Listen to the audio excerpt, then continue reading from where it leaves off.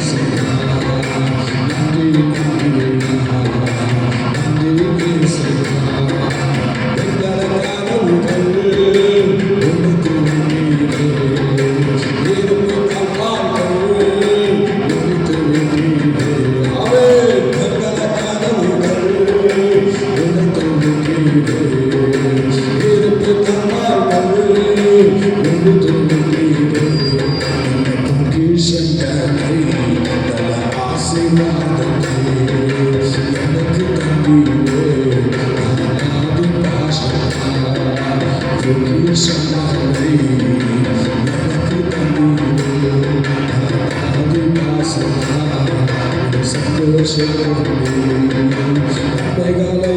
நினைத்து கொண்டு நீல துணியுடன் நன்றி நன்றியா நன்றி செய்யா நன்றி நன்றியா நன்றி செய்யா மரபோவில் என்னையோ கொண்டு செல்லுவே வீராவின் மகிமையில் காரணமே மரபோவில் என்னையோ கொண்டு செல்லுவே வீராவின் மகிமையில் காரணமே நோய்களுமில்லை சாதிகளுமில்லை பரிசுத்தாவி என்னை வழிநடத்திடுவார் நோய்களுமில்லை சாதிகளுமில்லை பரிசுத்தாவி என்னை வழிநடத்திடுவார் நன்மைகளை நினைத்துக் கொண்டு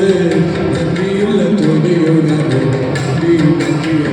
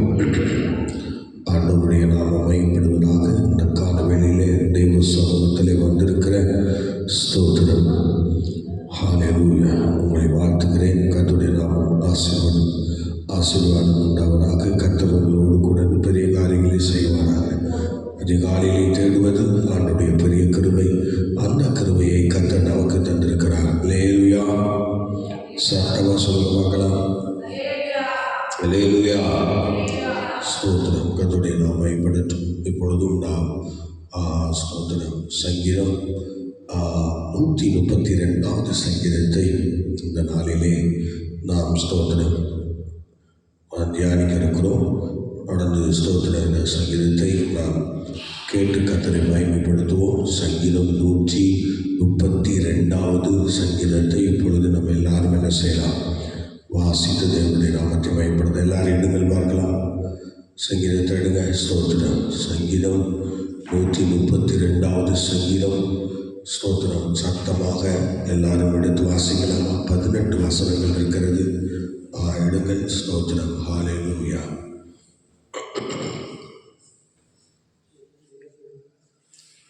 ஹல்லேலூயா. ஸ்தோத்திரம். நீங்கள் ஸ்தோத்திரம் படிக்கலாம்.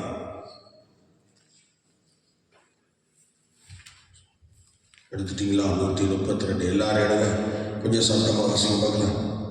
சேர்ந்து வாசிங்க.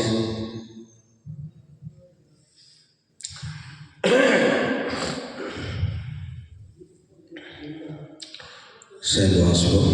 கர்த்தாவே, தாவீதையும் அவனுடைய சகல உபத்திரவத்தையும் நினைத்தவன். அவன் நான் கர்த்தருக்கு ஒரு இடத்தையும் யாக்கோபின் வல்லவருக்கு ஒரு வாசஸ்தலத்தையும் காண மட்டும் என் வீடாகி கூடாரத்தில் பிரவேசிப்பதும் இல்லை, என் படுக்கையாக கட்டில் மேல் ஏறுவதும் இல்லை. என் கண்களுக்கு நித்திரையும் என் இமைகளுக்கு உறக்கத்தையும் வரவிடுகிறதும் இல்லை. கர்த்தருக்கு ஆணையிட்டு யாக்கோபின் வல்லவருக்கு பொருத்தனை பண்ணினார். இதோ நான் எப்ராத்தாவிலே அதன் செய்தியை கேட்டு வனத்தின் வெளிகளில் அதை கண்டோம். அவருடைய வாசஸ்தலத்திற்குள் பிரவேசித்து அவர் பாதப்படியில் பணிவோம். கர்த்தாவே, உமது வல்லமை விளங்கும் பெட்டியுடன் நீர் உமது தாவர ஸ்தலத்திற்குள் எழுந்தருளும். உம்முடைய ஆசாரியர்கள் நீதியை தரித்து உம்முடைய பரிசுத்தவான்கள் கெண்டிருப்பார்களாக. நீர் அபிஷேகம் பண்ணி வைத்தவனின் முகத்தை உமது தாசனாகிய தாவீது நிமித்தம் புறக்கணியாதிரும். உன் கர்த்தத்தின் கனியை உன் சிங்காசனத்தின் மேல் வைப்பேன் என்றும் உன் குமாரன் என் உடன்படிக்கையும் நான் போதிக்கும் என் சாட்சிகளையும் காத்து நடந்தால் அவர்கள் குமாரன் என்றென்றைக்கும் உன் சிங்காசனத்தில் வீற்றிருப்பார்கள் என்று கர்த்தர் தாவீதுக்கு உண்மையாய் ஆணையிட்டார். அவர் தவறமாட்டார். கர்த்தர் சீயோனை தெரிந்து கொண்டு அது தமக்கு வாசஸ்தலமாய் இருக்கும்படி விரும்பினார். இது என்றென்றைக்கும் நான் தங்கும் இடம். இதை நான் விரும்பினபடியால் இங்கே வாசப்படுவேன். அதன் ஆகாரத்தை நான் ஆசீர்வதித்து வருவேன். அதன் ஏழைகளை நம் அப்பத்தினால் திருப்தியாக்குவேன். அதில் ஆசாரியர்கள் ரட்சிப்பை கொடுத்துவேன். அதில் உள்ள பரிசுத்தவான்கள் மிகவும் கண்மீரிப்பார்கள். அங்கே தாவீதுக்காக ஒரு கொம்பை உழைக்க பண்ணுவேன். நான் அபிஷேகம் பண்ணிவித்தவனுக்காக ஒரு விளக்கை ஆயத்தம் பண்ணினேன். அவன் சத்துருக்களுக்கோ வெட்கத்தை உடுத்துவேன். அவன் மீதிலோ அவன் கிரீடம் பூக்கும் என்றார். கர்த்தர் கொடுத்த நல்ல வசனங்களுக்காக கர்த்தரை ஸ்தோத்திரம் பண்ணுவோம். ஹல்லேலூயா, ஹல்லேலூயா, ஹல்லேலூயா, ஹல்லேலூயா, ஹல்லேலூயா, ஹல்லேலூயா, ஹல்லேலூயா. கர்த்தாவே ஸ்தோத்திரம், ஸ்தோத்திரம், ஸ்தோத்திரம், ஸ்தோத்திரம். ஹல்லேலூயா, ஸ்தோத்திரம், ஸ்தோத்திரம், ஸ்தோத்திரம். தாவீது கருளின வாக்கிருபை தாசனம் எமக்குமே தந்திடுவா. தாவீது கருளின வாக்கிருபை தாசனம் எமக்குமே தந்திடுவா. எலிசாவை போல் இரு மடங்கு, எலிசாவை போல் இரு மடங்கு வல்லமையால் நம்மை அபிஷேகிப்பார். வல்லமையால் நம்மை அபிஷேகிப்பார்.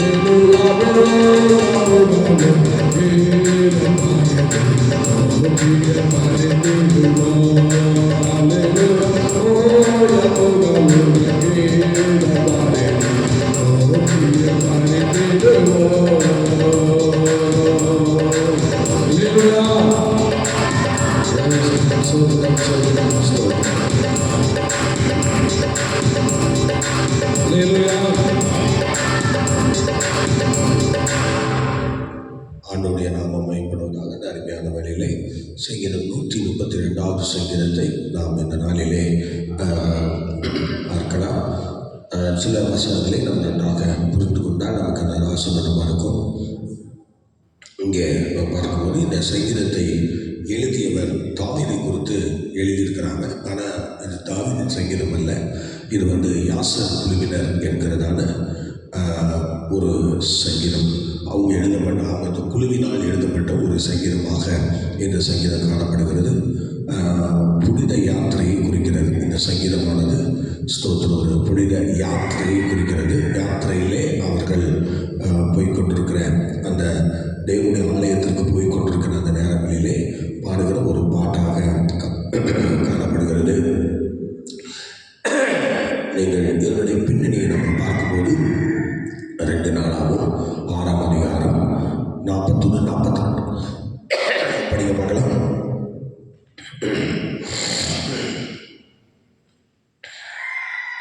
ரெண்டு நாளாகவும்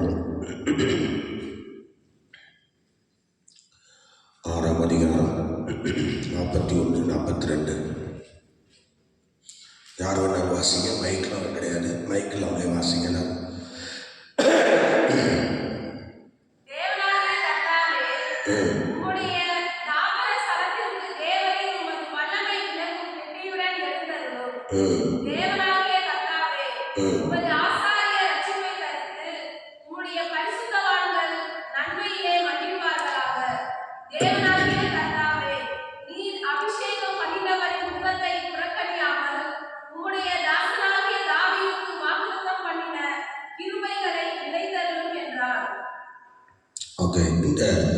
சங்கீதம் தான் இந்த சங்கீதம் இந்த சாமுவேலில் சொல்லப்பட்ட இந்த 4ஆம் அதிகாரத்தில் சொல்லப்பட்ட இந்த வார்த்தைகள் தான் உங்களுக்கு இந்த அதிகாரத்தில் காணப்படுகிறது.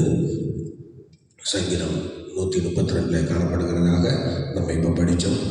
2 சாமுவேல் 7ஆம் அதிகாரத்திலும் அதனுடைய பின்னணி இருக்கிறது. தேவாலயம் கட்டி திறப்பு விழா செய்யும்போது அவர்கள் அந்த நாட்களிலே தேவாலயம் எப்படி இருக்க வேண்டும் என்று சொல்லி ஆண்டவருக்கு ஒரு தேங்க்ஸ் பண்ணி அந்த தேவாலய திறப்பு விழாவில் இந்த சங்கீதத்தை பாடுகிறார்கள். யாசர் குழுவினர் இந்த சங்கீதத்தை பாடி கர்த்தரை மகிமைப்படுத்துகிறாங்க.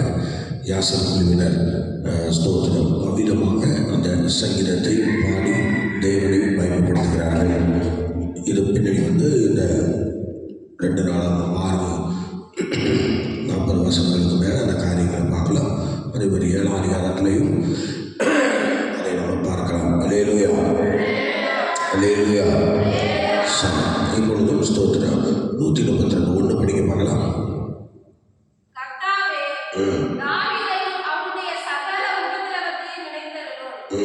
தாவீதையும் அவன் சகல உபத்திரவத்தையும் நினைத்தரணும் என்று யாசர் குழுவினர் சொல்கிறார்கள்.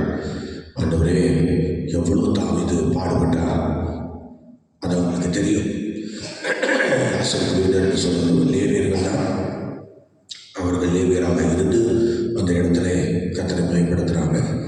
ஆவியானவர் ஸ்தோத்திரம் இப்படி ஸ்தோத்திரம் கர்த்தருடைய கிருபையினாலே அவர்கள் இப்போ இந்த உபத்திரவத்தை கண்டதுனால இன்னைக்கு இந்த தொண்டை கொஞ்சம் வேலை செய்து இந்த தம்பிகளை குடிக்க கேட்டால் இன்னும் ஒருத்தர் கொண்டு வரலாம். ஸ்தோத்திரம் அல்லேலூயா, அல்லேலூயா. ஆண்டவருடைய நாமம் மகிமைப்படட்டும். இந்த நாளிலே ஸ்தோத்திரம் இந்த பின்னணியை நாம் பார்த்தோம். தாவீதின் உபத்திரவத்தை நினைத்தருளும் என்று இவர்கள் கிட்டறிந்து பார்த்ததுனால அவ்விதமாக தாவீதை குறித்து அவ்விதமாக பாடுகிறார்கள். அல்லேலூயா. ஏன்னா ஒருத்தங்க கிட்ட இருந்து பார்த்தாதான் அவங்க என்ன எப்படிப்பட்டவங்க, அவங்க கஷ்டப்படுறாங்களா சந்தோஷமாக இருக்காங்களா இதெல்லாம் நமக்கு தெரியும். அதனால் இங்கே கிட்ட இருந்து பார்த்தவங்க இந்த யாசர் குழுவினர் என்று சொல்லுகிறவர்கள் தாவீதினுடைய உபத்திரவத்தை கிட்ட இருந்து பார்த்தவர்கள். அவர் அப்படி என்ன உபத்திரவப்பட்டார் என்றெல்லாம் நம்ம பார்க்கும்போது ஸ்தோத்திரம் அவர் 2ஆம் வசனம் முதல் 5ஆம் வசனம் கூட படிக்க பார்க்கலாம். சரி, அதில் படிக்க அவர் எப்படி உபத்திரவப்படுறாரு பாருங்க. நான் கர்த்தருக்கு ஒரு இடத்தையும் யாக்கோபின் வல்லவருக்கு யாக்கோபின் வல்லவருக்கு ஒரு வாசஸ்தலத்தை காடு மட்டும் என் வீடாகிய கூடாரத்தில் பிரவேசிப்பதும் இல்லை, என் படுக்கையாகிய கட்டிலின் மேல் ஏறுவதும் இல்லை. என் கண்களுக்கு நித்திரையும் என் இமைகளுக்கு உறக்கத்தையும் வர விடுகிறதில்லை என்று கர்த்தருக்கு ஆணையிட்டு ஒரு பொருத்தனையே பண்ணிட்டார். சுதந்திரம் ஒரு பொருத்தனையே பண்ணிட்டார். அவர் எப்படி தன்னை உபத்திரப்படுத்துறார் பார்த்தீங்களா? எப்படி உபத்திரப்படுத்துறார் பாருங்க. எவ்வளவு ஸ்தோத்திரம் அருமையாக சொன்னார் பாருங்க. தன்னை உபத்திரப்படுத்தி கொண்டார். இதெல்லாம் யாசகக்குரியவர் வந்து கிட்டெடுத்து பார்க்குறாங்க. கிட்டெடுத்து பார்த்து இப்படி தாவீது தன்னை ஸ்தோத்திரம் தூங்காமல் கூட, கட்டில் மேல் ஏறாமல் கூட, கண்களுக்கு நித்திரை கூட வரவிடாமல் இப்படியெல்லாம் செய்கிறாரேன்னு சொல்லி அவர்கள் செய்தாரே என்று ஸ்தோத்திரம் அப்படி ஒரு காரியத்தை அவர்கள் தாவீதுடைய உபத்திரவுகளை நினைக்கிறாங்க. ஸ்தோத்திரம் தாவீது வந்து ஸ்தோத்திரம் ஆலயத்தை கட்டுகிறது சாலமோனாக இருந்தாலும் ஸ்தோத்திரம், ஆனால் அதுக்கு மிகுந்த பிரயாசத்தை எடுத்தவர் யார்? தாவீது. ஆமாம், சாலமோன் வந்து பெரிய பிரயாசம் ஒன்றுப்படலை. அப்பா வச்சுருந்தாரு, அதை அவர் அப்படியே என்ன செஞ்சார்? கட்டினார். அவ்வளோதான். மக்களும் கொடுத்ததை வச்சு ஆலயத்தை கட்ட ஆரம்பித்தார் தேவ வார்த்தையின்படி. ஆனால் ஆலயத்துக்காக பிரயாசப்பட்டது யாருன்னு கேட்டால் தாவீது தான் பிரயாசப்பட்டார். அதைத்தான் இங்கே அப்படி ஒரு காரியத்தை செய்கிறார்கள். இது அப்படிப்பட்ட ஒரு சூழ்நிலையிலே அப்படி எழுதப்பட்டது. அந்த அப்படி ஒரு தீர்மானம் கட்டுகிறது சாலமோனாக இருந்தாலும் அதுக்காக பிரயாசம் எடுத்த அனைத்து காரியங்களும் தாவீதை தான் சேரும். அவ்விதமாக கர்த்தருடைய பிள்ளைங்க, இப்போ சில வீட்டில் பிள்ளைங்க நல்லா இருக்காங்க பார்த்தீங்களா? பிள்ளைங்க நல்லா இருக்காங்க, நல்லா படிச்சிருக்காங்க, பெரிய வேலையில் இருக்காங்க, நல்ல குடும்பம் இருக்குது அப்படின்னா அது காரணம் யாருன்றீங்க? பெற்றோர் கூட இருக்கிறதுனால இன்னைக்கு கர்த்தர் என்ன செய்கிறார்? அந்த குடும்பங்களை ஆசீர்வதிச்சிருக்கிறார். தாவீது ஒரு தகப்பை இருந்ததுனால தான் இன்னைக்கு பிள்ளை சாலமோன் வந்து அங்கே செழிப்பான நிலையில் சிங்காசனத்தை மேலே உட்கார்ந்துருக்கிறார். பார்த்தீங்களா? அது மாதிரி கர்த்தர் இன்னைக்கு அவர்களை கொண்டு அவ்வளோ பெரிய காரியங்களை செய்தார். தாவீது எப்படி இருந்தால் ராஜாவான பின்பு ஆண்டவருக்கு அவர் என்ன செய்ய வேண்டும் என்று அவர் ரொம்ப ஆசைப்படுகிறார் பாருங்க. எப்படியாவது கர்த்தருக்கு நான் ஒரு ஆலயத்தை கட்டணும், சோத்திரம். அதுக்காக நான் என்ன பாடுவேன்னாலும் எடுக்கிறேன், சோத்திரம். சில பேர் கிறிஸ்துக்குள்ள வருவாங்க, வந்து எதுவுமே பண்ண மாட்டாங்க, ஒரு வைராக்கியம் இருக்காது, சும்மா அப்படியே வந்துட்டு அப்படியே உட்காந்துட்டு அப்படியே போயிடுவாங்க. ஆனால் கர்த்தருடைய பிள்ளையே, சைன்யக்காரன் தாவீது அரசு பண்ண பிறகு ஏதாவது ஆண்டவருக்கு செய்யணும்னு சொல்லி ஒரு தீர்மானம் எடுக்கிறார். என்ன அவருக்கு கட்ட முடியலையே தவிர மற்றபடி எல்லா விஷயங்களையும் அவர் தான் கிட்ட இருந்து பார்த்துருக்கிறார். அல்லேலூயா.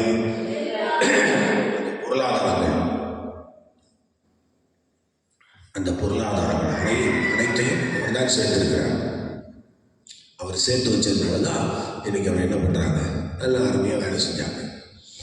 யோசிச்சு பாருங்க. அதனால வீடும் ஆஸ்தியும் பிதாக்கள் வைக்கும் சுதந்திரம் என்று சொல்லப்பட்டிருக்கிறேன். இன்னைக்கு அநேக பெற்றோர்கள் பிள்ளைகள் ஆசீர்வாதத்திற்காக என்ன செய்கிறாங்க? சொத்துக்களை சேர்த்து வைக்கிறாங்க. தங்கள் வாயை வைத்து கட்டி அவங்களுக்கு சேர்த்து வச்சுட்டு போகிறாங்க. ஒரு நல்ல சாப்பாடு சாப்பிட மாட்டாங்க, நல்ல ட்ரெஸ் ஊற்ற மாட்டாங்க. பிள்ளைகள் எதிர்காலங்கள் நல்லா இருக்கணும்னு சொல்லி ஒரு இடத்த வாங்கி போடுவாங்க, ஒரு வீட்டை கட்டி வைப்பாங்க, ஒரு வேலையை வாங்கி கொடுப்பாங்க, ஒரு நல்ல பெண்ணு மாப்பிள்ளையை பார்த்து வைப்பாங்க, நிறைய செலவு பண்ணி ஒரு கல்யாணத்தை நடத்துவாங்க. பெற்றோர்கள் நிறைய செய்வாங்க. ஆகவே தாவீது அது மாதிரி சாலமோனுக்கு செஞ்சு வச்சுட்டு போயிட்டார். அதுலேயும் பல போட்டிகள் ஸ்தோத்திரம். அதோனியா ராஜாவாக துடிக்கிறான், ஸ்தோத்திரம். அப்புறம் திரும்ப பார்த்தா அப்சலோம் ராஜாவாக வரான். என்னென்ன வேலை நடக்குது பாருங்க. தாவீதுடைய ராஜ்யத்தில் ஸ்தோத்திரம் சாலமோன் ஏறுவதற்கு முன்னாடி எவ்வளோ போராட்டம், ஸ்தோத்திரம். ஆனாலும் எல்லாத்தையும் தாவீது ஃபேஸ் பண்ணி தனது மகனுக்கு அவர் விரும்பினபடி அந்த சிங்காசனத்தை கொடுக்குறார் பாருங்க. ஆண்டவர் சொன்னார் பாருங்க, ஸ்தோத்திரம். ஆண்டவர் சொன்னார் பாருங்க, அப்படிப்பட்ட ஒரு கிரயம் செலுத்தப்பட்ட ஒரு குடும்பம் அப்படின்னு சொல்லலாம். தாவீதினால் பாவத்தினால் உண்டானதை அடித்து திரும்ப பாருங்க, கர்த்தர் ஆண்டவர் மறுபடியும் அந்த பாவத்தை மன்னிச்சு, அந்த பாவத்தை இறங்கி ஆண்டவர் மன்னித்ததுக்கு அடையாளமாக ஒரு சாலமோனை கர்த்தர் கொடுக்குறார். ஸ்தோத்திரம். இந்த பாவத்தை மன்னித்ததுக்கு அடையாளம் தான் சாலமோன் வெளியாகிறார், சாலமோன் பிறக்கிறார். அதுக்கப்புறம் தான் ஸ்தோத்திரம் அவங்களுக்கு ஆசீர்வாதம் உண்டாகுது. ஸ்தோத்திரம். எப்போதுமே நம்ம செய்து வருகிற குறைகள், பாவங்கள், இதுக்கெல்லாம் நமக்கு ஒரு பனிஷ்மெண்ட். பனிஷ் நம்ம ஆசீர்வாதத்தை நம்ம பார்க்க முடியாது. முதலாவது பனிஷ்மெண்ட், அப்புறம் தான் ஆசீர்வாதம். பார்த்தீங்களா, தாவீதுக்கு அப்படி தான் கிடைச்சது. ஸ்தோத்திரம். செய்த பாவத்துக்கு தக்க தண்டனை. அந்த பிள்ளையை தேவன் அடித்தாருன்னு சொல்லப்பட்டிருக்கிறது. ஆனால் அடுத்தது பாருங்க, அந்த பாவத்தை மன்னிச்சதுக்கு அடையாளமாக தொலைஞ்சு போகும் அப்படின்னு விட்டதுக்கு அடையாளமாக திரும்ப கர்த்தர் ஒரு குழந்தையை கொடுக்கிறார். இந்த குழந்தை தான் சாலமோனாக இருக்கிறார். அல்லேலூயா. இவ்விதமாக பிதாக்கள் பெற்றோர்களுக்கு சேர்த்து வைக்கக்கூட அந்த ஆசீர்வாதங்கள் நல்லா இருக்கணும். சில பேர் சொத்து சேர்த்து வைப்பாங்க, ஆனால் சாபத்தையும் சேர்த்து வச்சுருவாங்க. சில பேர் சாபத்தையும் சேர்த்து வச்சுருவாங்க. சில பிள்ளைகளுக்கு நல்ல காரியங்களை செய்து வைக்க மாட்டாங்க. சோதனம். நான் கூட ஒரு கூட்டத்தில் இப்போ கூட பேசும்போது சொன்னேன்.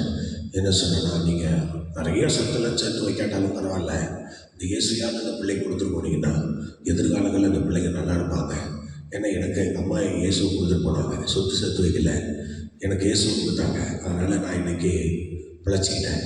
கடவுள் கிருபையினால் ஆண்டவர் மகிமையாக என்னை நடத்துகிறார் என்றெல்லாம் சொல்லி சாட்சி சொன்னேன். அது மாதிரி ஒவ்வொரு பெற்றோர்களும் இந்த நாட்களில் நாம் ஆண்டவருடைய சமூகத்தில் ஆண்டவரை பிள்ளைகளுக்கு நன்றாக கொடுக்கணும். சோதரன் அவளுக்கு அதை கொடுங்க.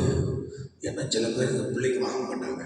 சில பொருளை செஞ்சு பெற்றோர் கொடுப்பாங்க பாருங்கள். சில பிள்ளைங்க அன்பாக வாங்கிக்குவாங்க. சில பிள்ளைங்க அம்மா எனக்கு இது வேண்டாம், இது எனக்கு கஷ்டம், இது எனக்கு பிடிக்காது அப்படின்னு சொல்லி ஒதுக்கிடுவாங்க. பார்த்தீங்களா, அது மாதிரி இயேசுவையும் சில பேர் என்ன செஞ்சிருவாங்க, தங்கள் வாழ்க்கையில் ஒதுக்கிடுவாங்க. நம்ம என்னதான் கொடுக்க முயன்றாலும் அநேக பிள்ளைகள் இயேசு விட்டுருவாங்க. ஆமாம், சில பேர் விட்டுருவாங்க. இப்போ தாவீதுக்கு நிறையா பிள்ளைங்க இருந்தாங்க. பார்த்தீங்களா, பல பிள்ளைகள் இருக்காங்க, பலருக்கு பிறந்திருக்கிற பிள்ளைகள் இருந்தாங்க.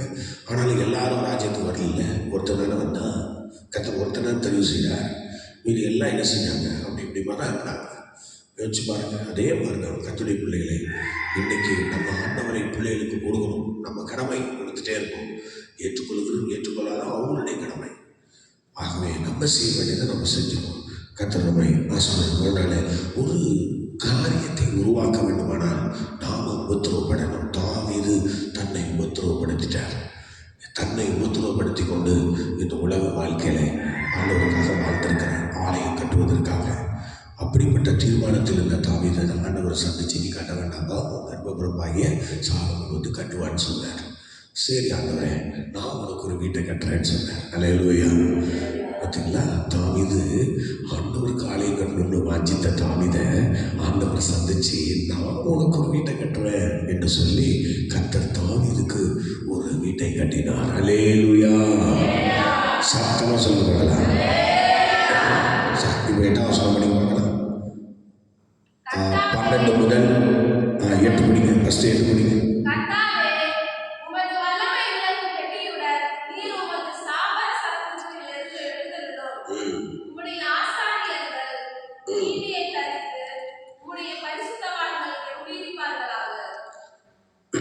அல்லேலூயா. பாருங்கள், அந்த 8 படிங்க, வருஷம் படிங்க.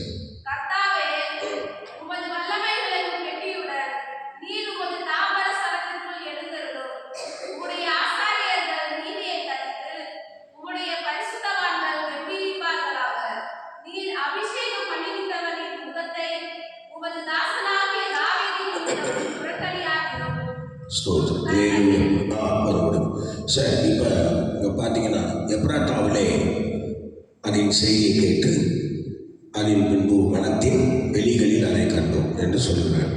அந்த எப்ராத்தா என்று சொல்கிற அந்த இடம் உடன்படிக்கை என்று சொல்கிறது இஸ்ரவேல் ஜனங்களுக்கும் தேவனுக்கும் உண்டான ஒரு ஐக்கியத்தையும் உடன்படிக்கை குறிக்கிறது. அல்லேலூயா. ஆமாம், உடன்படிக்கை என்பது தேவனுக்கும் இஸ்ரவேல் ஜனங்களுக்கும் இடையே உள்ள உறவு. அதைத்தான் உடன்படிக்கை என்று சொல்கிறோம்.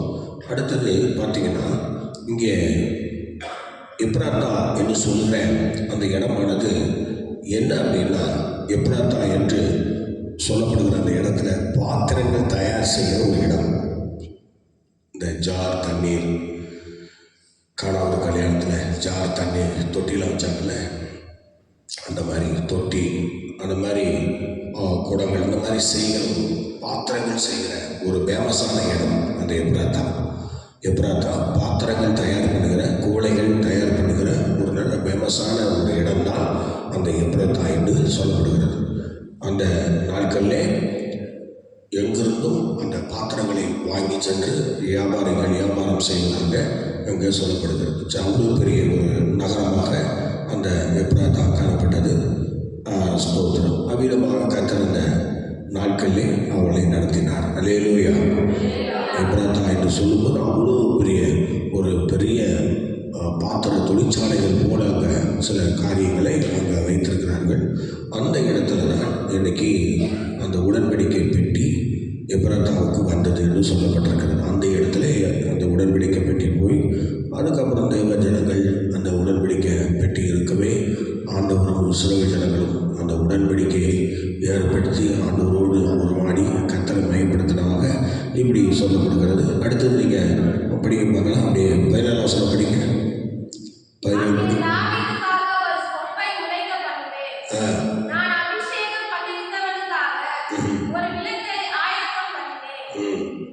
இது வந்து மேசியாவை குறிக்கிறதாக சொல்லுகிறார்கள்.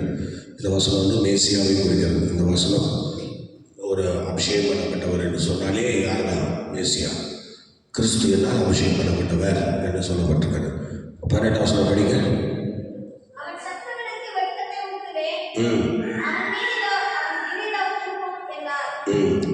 பாருங்க, ஸ்தோத்திரம். கவனிங்க, திரும்ப படிங்க அந்த வசனத்தை. அவருடைய சத்துருக்களுக்கு வெட்கத்தை உடுத்துவேன்,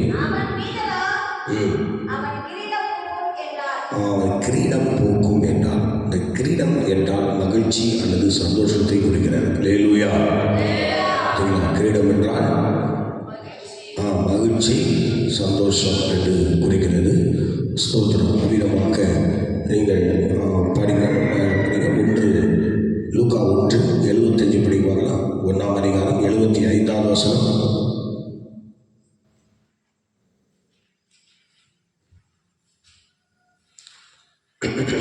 லூக்கா 1:75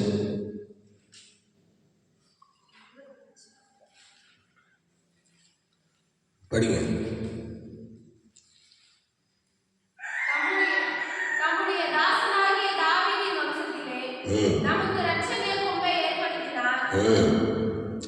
நமக்கு ஒரு இரட்சணிய கொம்பை ஏற்படுத்தினார். அல்லேலூயா. ஸ்தோத்திரம். பார்த்தீங்களா, நமக்கு ஒரு இரட்சணிய கொம்பை ஏற்படுத்தினார். ஸ்தோத்திரம். எவ்வளோ அருமையாக சொன்னாங்க. எனக்கு ஒரு இரட்சணிய கொம்பை ஏற்படுத்தினார். அல்லேலூயா. ஸ்தோத்திரம். 17ஆம் வசனத்தில் சொல்றாரு பார்த்தீங்களா, அங்கே தாவீதுக்காக ஒரு கொம்பை முளைக்க பண்ணுவேன், நான் அபிஷேகம் பண்ணுவித்தவனுக்காக ஒரு விளக்கை ஆயத்தம் பண்ணினேன். அல்லேலூயா. ஸ்தோத்திரம். ஆகவே இந்த கொம்பு என்று சொல்லுகிறது ஒரு அதிகாரத்தை குறிக்கிறது. ஸ்தோத்திரம். அல்லேலூயா. சொல்லப்போகலாம், எதை குறிக்கிறது? அவருடைய அதிகாரம், தேவனுடைய அதிகாரம் தொடரும்.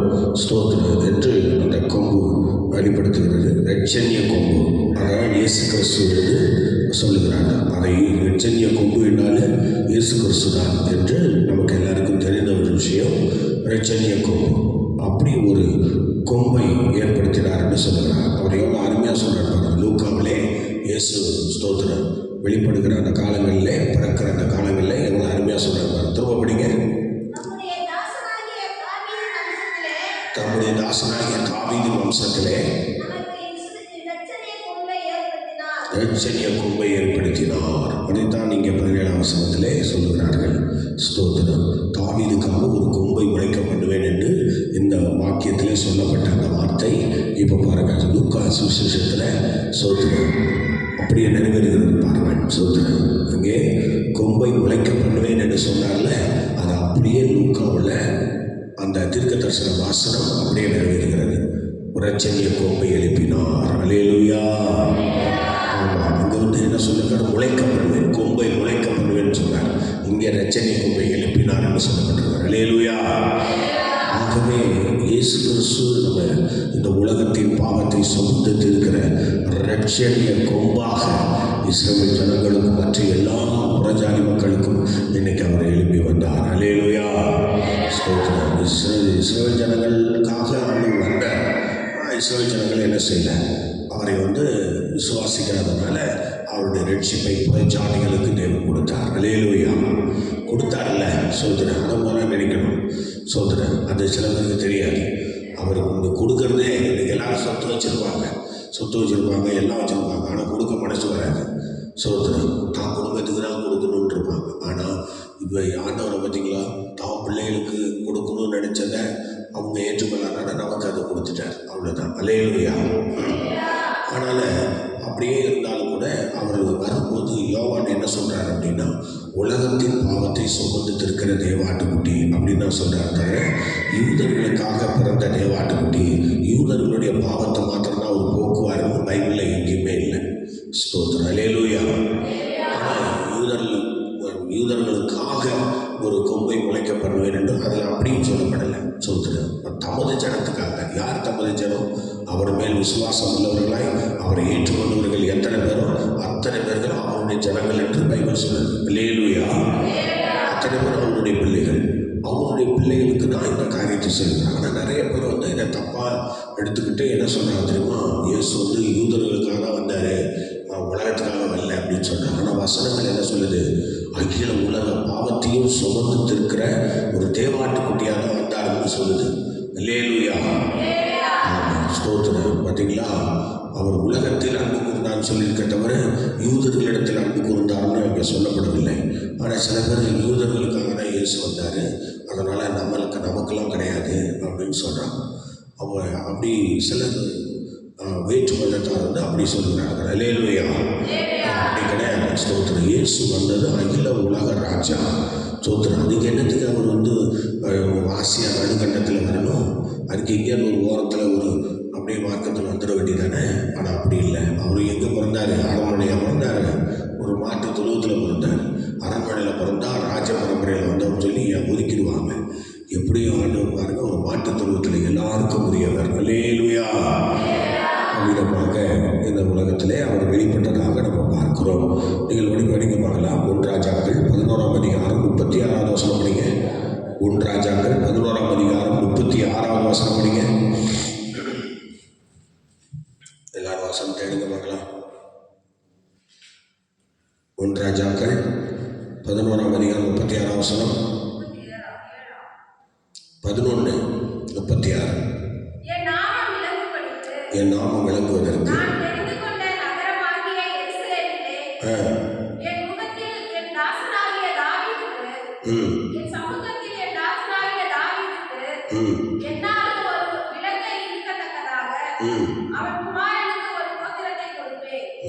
அவர் குமாரனுக்கு. அல்லேலூயா. ஸ்தோத்திரம். அல்லேலூயா. அவர் குமாரனுக்கு எத்தனை கொடுப்பார்? என்ன கொடுப்பாரா? ஒரு கோத்திரத்தை கொடுப்பேன். அல்லேலூயா. ஸ்தோத்திரம். கடைசியில் சாலமோன் பார்க்க ஒரு கோத்திரத்தில் தான் யூதாவை தான் எடுத்துக்கிட்டான். அல்லேலூயா சொல்லுங்களேன். ஆமாம், யூதாவிலேருந்து வந்ததுனால யூதாவையும் பென்யமீனையும் அவன் எடுத்துக்கொண்டான். மீதி 10 கோத்திரமும் வேற ஒருத்தன் கைக்கு போச்சு. அது நமக்கு நல்லா தெரியும். அது மாதிரி ஸ்தோத்திரம்.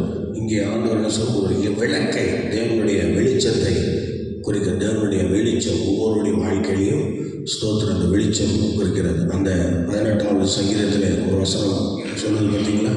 தேவரே நீர் என் விளக்கை ஏற்றுவேன், என் இருளை வெளிச்சமாக்குவேன். இதைத்தான் சங்கீதக்காரன் தாவீதுடைய வாழ்க்கையிலே ஆண்டவர் இப்படிப்பட்ட காரியத்தை அவர் செய்கிறார். ஆண்டவர் இயேசு கிறிஸ்து ஒரு வெளிச்சமாக எல்லாருடைய வாழ்க்கையிலையும் வருகிறார். நம்ம காலங்கள்லாம் பார்த்தீங்கன்னா நம்ம வளர்ந்து வருகிற காலங்களில், நம்ம ரட்சிக்கப்பட்டு புதிதாக வர காலங்களில் இருளில் நம்ம கடந்தோம். ஆனால் அந்த இருளிலே வெளிச்சமாகிய இயேசு நமக்குள்ளே வந்ததுனால இன்றைக்கி நம்முடைய ஜீவியம் ஒரு பிரகாசம் உள்ள ஜீவியமாக, அனைவருக்கு பயனுள்ள ஒரு ஜீவியமாக இன்றைக்கி நம்முடைய காரியங்களை எல்லாம் ஆண்டவர் மாற்றி அமைத்து விட்டார். அல்லேலூயா. மாற்றி அமைத்து விட்டார். ஆகவே இந்த வெளிச்சமாகிய இயேசு இன்னைக்கு நமக்குள்ளே வர வேண்டும் என்று ஆண்டவருடைய மகிமை ஸ்தோத்திரம் சொல்லுகிறார். ஆனால் ஸ்தோத்திரம் அவர் வெளிப்பட்டது அப்படி ஒரு சூழ்நிலை, தாவீதுக்காக என்று சொல்லுகிற ஒரு சூழ்நிலை இருந்தாலும், ஆனாலும் அவர் ஒரே கோத்திரத்தோடு ஆண்டவர் அவரை விட்டு விடாமல் அகில உலகத்தின் பாவத்தையும் சுமந்திருக்கிறவரை அவரை மாற்றிவிட்டார். ஆனால் இதில் வரும்போது பார்த்தோம்னா தாவீதுக்காக ஒரு கொம்பை குளிக்க பண்ணுவேன் அப்படின்னா அந்த ஜனத்துக்காக அப்படின்னா அது ஒன்லி யூதர்கள் தான். அப்போ மற்ற புறஜாதி மக்கள்லாம், மற்ற மக்கள் 12 கோத்திரத்தில் 11 கோத்திரம் இருக்கேன், அவ்வளோ கோத்திரத்தை விட்டுருவாரா? இல்லை, எல்லாம் சோதரன் தாவீது மாத்திரம்தான் அந்த இதில் வரார், அந்த சந்ததியில் வரார். அப்போ யோசிச்சு பாருங்க. அப்போ மற்ற சந்ததியெல்லாம் வெவ்வேறு சந்ததி. அப்போ அந்த சந்தையில் விட்டுட்டாரா? விடல. சோதரம் எல்லாத்தையும் சேர்ந்தா ஒட்டு மொத்தமாக சொல்கிறேன். சரி, அடுத்தது பிடிக்க பார்க்கலாம். வெளிப்படுத்தின விசேஷம் 5:5.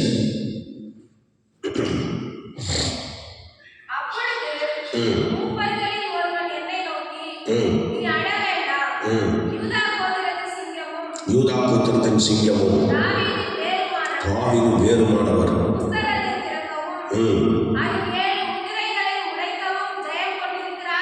பார்த்தீங்களா? சோத்திரம் என்ன சொல்றதுன்னா, அவர் அந்த இடத்துல வந்தவர் ஜெயிக்கிறவராக இருக்கிறார். அல்லேலூயா சொல்லுங்களேன். அப்படி ஆண்டவர் ஜெயிக்கிறவராக இருக்கிறார். உண்மையாக அப்படித்தான் கர்த்தருடைய பிள்ளைகள் ஜெயிக்கிறவராக இருக்கிறார். ஆக நாமும் ஜெயிக்கிறவங்களாக இருக்கணும். நிறையா விஷயங்களில் ஜெயிக்கிறவங்க மேற்கொள்கிறவங்களாக இருக்கணும்.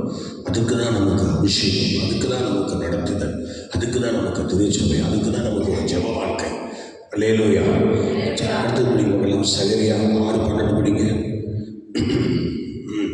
படிக்க பார்க்கலாம். சகரியா 6:12.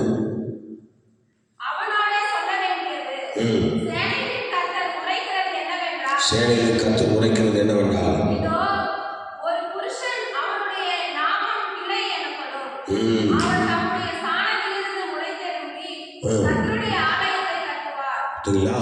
அதுதான் ஸ்தோத்திரம். ஆண்டவர் சோதரன் அப்படி ஒரு காரியத்தை செய்வார் என்று சொல்லப்பட்டிருக்கிறது. இதை ஆலயத்தை கட்டுவார் என்றால், இப்போ பார்த்தீங்கன்னா, இப்போ ஒரு ஆலயம் ஏற்கனவே கட்டப்பட்டது, சாலமன் எழுப்பி கட்டிட்டார். இப்போ அடுத்தது ஸ்தோத்திரம். அப்புறம் பலரும் பல ஆலயத்தை கட்டினாங்க, செப்பரேட்டாக எல்லாம் முடித்தாங்க. ஆனால் இப்போ மறுபடியும் இந்த ஆலயம் கட்டப்பட போகிறதாக சொல்லிக் கொண்டிருக்கிறார்கள். சீக்கிரத்தில் இந்த ஆலயம் கட்டப்படும். ஸ்தோத்திரம். 3 நாளில் இந்த ஆலயம் கட்டப்படுவதாக இன்றைக்கு எல்லா கட்டுமான பணிக்கான உபகரணங்களும் வச்சிருக்கிறாங்க, பக்கத்துலேயும் வச்சிருக்கிறாங்க. ஆண்டவர் சீக்கிரத்தில் அந்த இறங்கி தம்முடைய வேலையை அவர் துரிதமாக நடப்பிப்பார் என்று சொல்லப்பட்டிருக்கிறது. 3 நாளுக்குள் அந்த காரியத்தை அவர் செய்ய போகிறார் என்று இவ்விதமாக சொல்லுகிறார். அதனால் ஸ்தோத்திரம். ஏசாயா 11:1 படிக்க பார்க்கலாம். 11:1. ஏசாயா 11:1. ஈசா என்னும் அடிமரத்திலிருந்து ஒரு துளிர் தோன்றி பார்த்தீங்களா? அது ஈசா இந்த அடிமரத்திலிருந்து துளிர்க்கிற பேர். ஏன்னா ஏற்கனவே 7 பிள்ளைகள் இருக்காங்க. பார்த்தீங்களா? நல்ல கிளைகள் விட்டு 7 பிள்ளைங்க, ஆலமரம் மாதிரி இருக்கிற ஒரு குடும்பத்தில், செல்வந்தனாக இருக்கிற ஒரு குடும்பத்தில் 7 பிள்ளைகளை கற்றுக் கொடுத்துட்டார். ஆனால் அடிமரத்திலிருந்து ஒரு வேர் எழுப்பது பாருங்க. அதுதான் சங்கீதக்காரனாகிய தாவீதை கர்த்தர் அந்த இடத்துல எழுப்பினார். அல்லேலூயா. ஸ்தோத்திரம். அந்த தாவீது அந்த இடத்துல இருந்து வந்த பிறகுதான் அந்த சந்ததியில் இருந்து யார் வரா?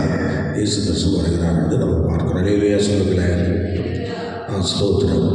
கிளை எனப்பட்ட அந்த இயேசு கிறிஸ்து அவர் தான் அந்த நம்முடைய ரட்சிப்புக்காக, இந்த உலக ரட்சகராக அவர் பூமியிலே வருகிற அந்த காரியத்தை சொல்லுகிறார். அடுத்தது பாருங்கள்.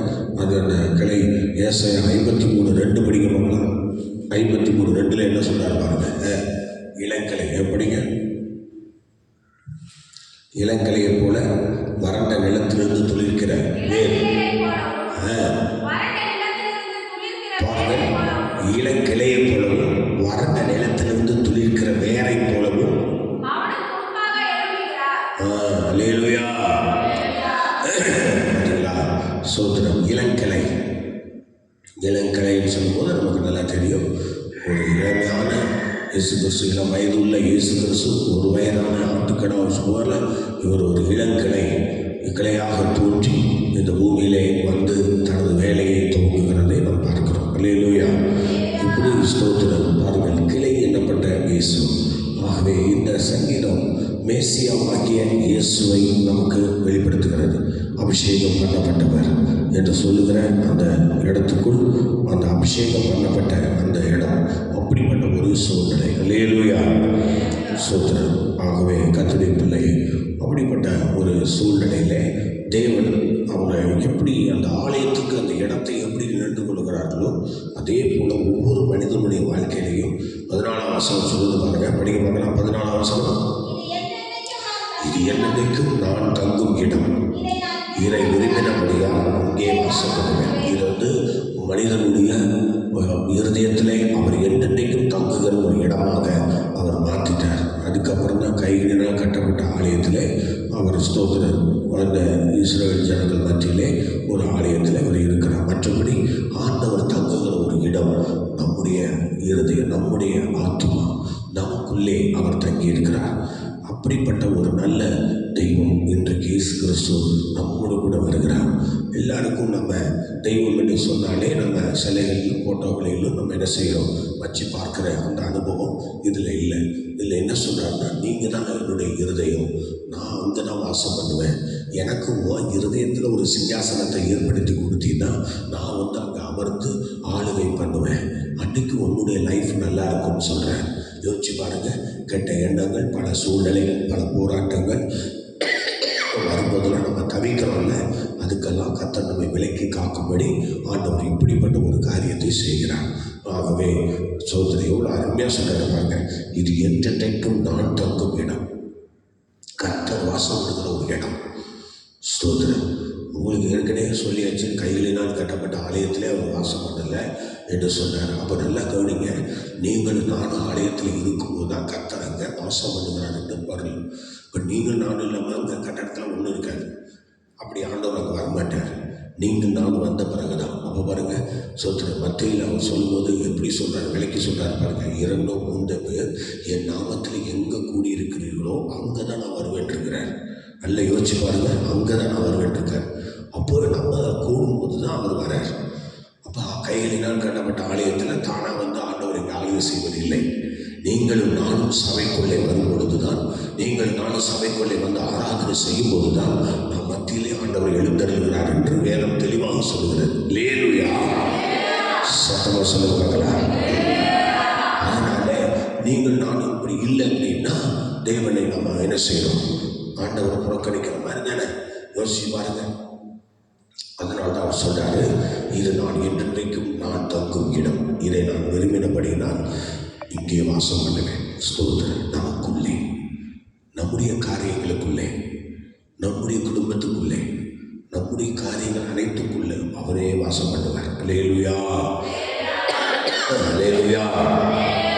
ஆனால் அதுக்கு நம்ம ஒரு முக்கியமான இடத்தை நம்ம கொடுத்துடணும். கர்த்தருடைய பிள்ளை கொடுத்துடணும். என்னுடைய வாழ்க்கையில் அவர் தான் சோத்திரம். சாதாரண மனுஷன் சோத்திரம் ஒரு லவ்வுக்காக சொல்கிறான், நான் வாழ்ந்தா அவளுக்காக வாழ்வேன், இல்லைன்னா அவன் சொல்கிறான் நான் வாழ்ந்தா அவளுக்காக வாழ்வேன், இல்லை நான் சாவேன்னு சொல்லி செத்து போகிற குடும்பம்லாம் இருக்குல்ல. பாருங்க, சாதாரண ஒரு மனுஷன் இப்படியெல்லாம் செய்யணும். ஆனால் சர்வலோகத்தின் அதிபதி உங்களுக்காக எனக்காக துணிக்க சிலுவையிலே தன் ஜீவனை கொடுத்த ஆண்டவர், கிரயம் செலுத்தின ஆண்டவர், அவருக்காக நம்ம வாழக்கூடாதா? அவருக்காக நம்ம நிற்கக்கூடாதா? அவருக்காக எதையும் செய்யக்கூடாதா? யோசிச்சு பாருங்க. அவருக்காக நம்ம செய்யலாமா செய்யக்கூடாதா? செய்ய வேண்டும். அல்லேலூயா, அல்லேலூயா. ஸ்தோத்திரம். ஆகவே எனக்கு பிரியமானவர்களே, ஆண்டவர் ஸ்தோத்திரம் அவ்விதமாக தன் ஜீவனை கொடுக்கிறார். அவர் நமக்காக தன் ஜீவனை சிலுவையிலே கொடுத்திருக்கிறார். அதனால தான் கொடுத்துட்டு கிரயம் செலுத்திட்டு சொல்றாரு, நான் உங்களை குள்ளே நான் வாசம் பண்ணுவேன். சோதரன் நான் சொல்றாரு பார்த்தீங்களா, ஜீவனுள்ள தேவன் உங்கள் நடுவில் வாசம் பண்ணுவார். பாருங்க, ஜீவனுள்ள தேவன் உங்கள் நடுவில் வாசம் பண்ணுவார். ஏசாயா 12ஆம் அதிகாரம் கடைசி வசனம் படிக்க பார்க்கலாம். கடைசி வசனம் 12. சீயோனில் வாசமாக இருக்கிறவரே சத்தமிட்டு கம்பீரி. இப்போ இஸ்ரவேலின் பரிசுத்தர் எங்க இருக்கிறானா? உன் நடுவில் பெரியவராக இருக்கிறார். அல்லேலூயா. பார்த்தீங்களா, நம்ம நடுவில் தான் இருக்கிறார். நம்ம கூடி வந்தாதான் அவருக்கு வருவார். நம்ம வர வரமாட்டான், அவரையும் வரமாட்டார். ஒரு வெளியிலே சொல்லுங்களேன். சோத்திரம். அந்த ஒரு காரியம் நம்ம இருக்கணும் பாருங்க. சோத்திரம். தகப்பனும் தாயும் வேலைக்கு போயிட்டு வீட்டுக்கு வரும்போது பார்த்தீங்கன்னா அந்த பிள்ளைங்கள்லாம் சோர்ந்துடும். எங்கள் அப்பா வந்து சிறு பிள்ளைகள் நான் இருக்கும்போது சமைக்கிறதுக்கு வீட்டில் ஒன்றும் இருக்காது. அதனால் அப்பா வந்து கடையெல்லாம் கட்டிட்டு, சொந்த கடை வச்சுருந்தாங்க, கடையெல்லாம் கட்டிட்டு வருவாங்க. அப்படி வரும்பொழுது நம்ம ரொம்ப ஆளாக இருப்போம். அப்பா வரும்போது என்ன செய்வாங்க, நிறையா பொட்டலம் எல்லாம் வாங்கிட்டு வருவாங்க. சமையல் சாமான்கள், அப்புறம் எங்களுக்கு சாப்பிட்றதுக்கு தின்பண்டங்கள் எல்லாம் வாங்கிட்டு வருவாங்க. எப்போ அப்பா வருவாங்கன்னு நாங்கள் பார்த்துட்ருப்போம். சரிங்களா? எப்போ அப்பா வருவாங்கன்னு பார்த்துட்ருப்போம். பிள்ளைகள் நாங்கள் 5 பேர், 2 பேர் கும்பகோணத்தில் இருந்தாங்க. நாங்கள் 3 பேர் வந்து நாங்கள் அங்கே மயிலாடுதுறையில் இருந்தோம். அப்போ மயிலாடுதுறையில் இருக்கும்போது அப்பா வந்து கடையை கட்டிட்டு நைட்டு வருவாங்க பாருங்கள். சோத்திரம் பட்டலாம் எடுத்துகிட்டு வருவாங்க. ஆசையாக இருக்கும். வருவாங்க, எப்போ அப்பா வருவாங்க, எப்போ அப்பா வருவாங்கன்னு பார்த்துட்டே இருப்போம். வந்ததும் ஒரே சந்தோஷம் தான் பாருங்கள். ஒரே சந்தோஷம்.